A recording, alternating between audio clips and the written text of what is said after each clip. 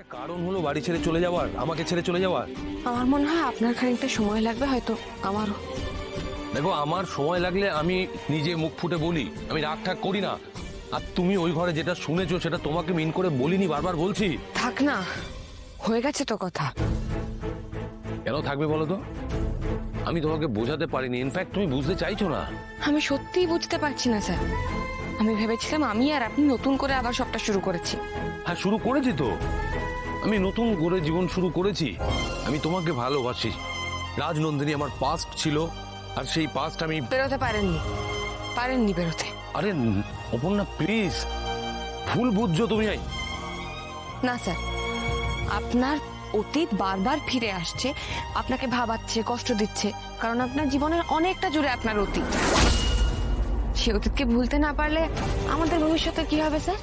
আমি তো অন্ধকার ছাড়া আর কিছু দেখতে পাচ্ছি না।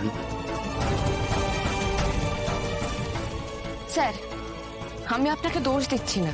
কোনো মানুষকে আপনি সারা জীবনের জন্য ভালোবেসেছেন, আপনি আমার মধ্যে তার ছায়া দেখলেও আমি সে না আর্য সিংহ রায়।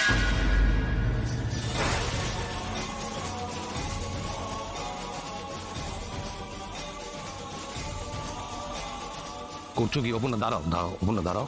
স্যার, এটা একটা ডেড এন্ড। মাথা ঠান্ডা করো। এখান থেকে বেরোনোর উপায় আমার জানা নেই।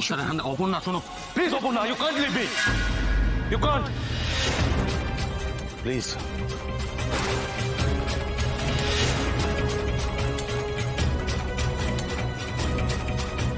কি হয়েছে? আপনারা এরকম ঝগড়া করছেন কেন? মানে আপনি দুজন মিলে?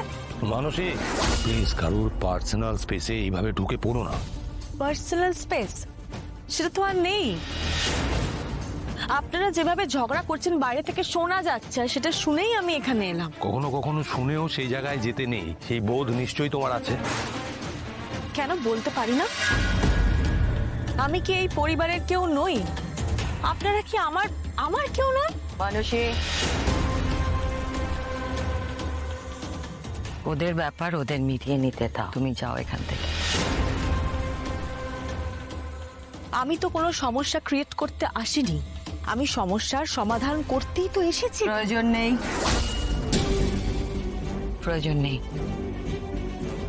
তুমি যেতে পারো, যাও।